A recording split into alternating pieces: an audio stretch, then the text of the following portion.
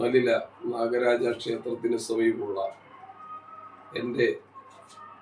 എൻ്റെയും മിസ്റ്റർ സന്ദേശിൻ്റെയും ചാനലായ സന്ദേശനാടില് ഒരുപാട് ദിവസത്തെ സമയവ്യത്യാസത്തിൽ പ്രോഗ്രാമുകളൊന്നും അവതരിപ്പിക്കാൻ പറ്റാത്ത ഒരു സാഹചര്യം നിലനിന്നപ്പോൾ ഇന്ന് ഇലക്ഷനൊക്കെ അല്ലേ പുള്ളി ഒന്ന് കാണാൻ വേണ്ടി കാണും എന്ന് ഉദ്ദേശിച്ചാണ് ഞാൻ വന്നത്. ഇതിന് പ്രത്യേക ചട്ടക്കൂടുകളോ നിയമസംഹിതകളോ ഒന്നുമില്ലായിരുന്നു. എങ്ങനെ ചെയ്യണം, എന്ത് ചെയ്യണമെന്നൊന്നും ഞങ്ങൾ ആഗ്രഹിച്ചു വന്നതല്ല. പക്ഷേ അത് ദൈവത്തിൽ നിന്നുണ്ടായ ഒരു ഇടപെടി എന്ന നിലയിൽ മലില ശ്രീ നാഗരാജ ക്ഷേത്രത്തിലെ ഒരു ചെറിയ പ്രോഗ്രാം ഇൻട്രഡക്ഷൻ ചെയ്യാൻ പറ്റി. അപ്പോൾ ഞാൻ തിരിച്ച് ഒരു ചെറിയ ചായ കുടിക്കാം അദ്ദേഹത്തിന് എന്നെ ക്ഷണിച്ചു. അദ്ദേഹത്തിന്റെ വീട്ടിലെത്തി. അപ്പം സന്ദേശിച്ച് പറഞ്ഞ ഒരു ഭക്തിഗാനം കൂടെ എഴുതാമല്ലോ, അണ്ണൻ അവിടെ ചെന്നൊന്ന് തൊഴുതപ്പോൾ ഒരു ഭക്തിഗാനത്തിന്റെ ഉണർവ് വരികയാണെന്ന് എനിക്കറിയാം. പെട്ടെന്നൊരു കുറച്ച് വരികൾ ഒന്ന് എഴുതി. എനിക്ക് വലിയ കണ്ഠശുദ്ധിയോ അല്ലെങ്കിൽ ഞാൻ വലിയ യേശുവാസമൊന്നും അല്ല, ഞാൻ ആരുമല്ല.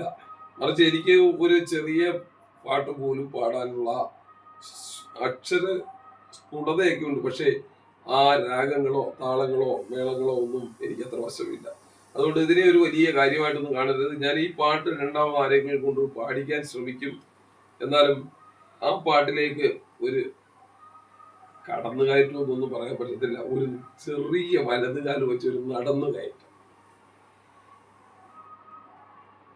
മഞ്ഞളും തൂകിവാ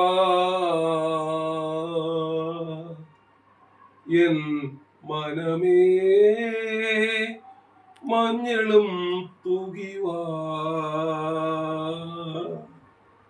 നലിലയിൽ വാഴും നാഗത്താന്മാരേ, മഞ്ഞളും തൂകിവാ, മഞ്ഞളും തൂകിവാ എൻ നാഗത്താന്മാരേ.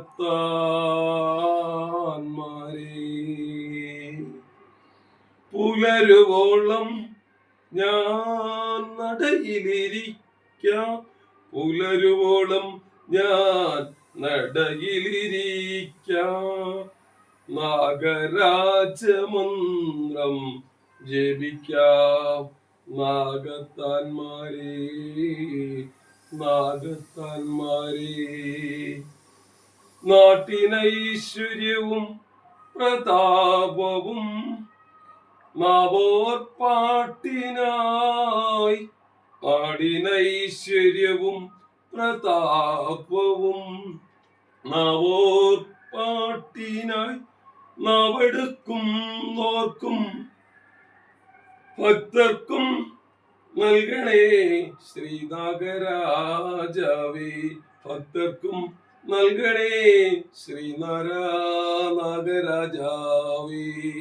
നല്ലിലയിലമരും നാഗത്താന്മാരേ, നല്ലിലയിലമരും നാഗത്താന്മാരേ, നല്ലിലയിലെ പുണ്യമേ, നല്ലിലയിലെ പുണ്യമേ.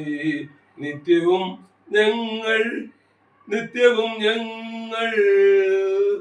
നിന്നടയിലെത്തുന്നു, നിത്യവും ഞങ്ങൾ നിന്നടയിലെത്തുന്നു. ശിവനും പാർവതിയും നാഗരാജാവും നാഗയക്ഷിയമ്മയുമായി കുടികൊള്ളും ഈടം പുണ്യഭൂമി, ഇതു പുണ്യഭൂമി, നല്ല ഏലായിലെ പുണ്യഭൂമി, നല്ല ഏലായിലെ പുണ്യഭൂമി.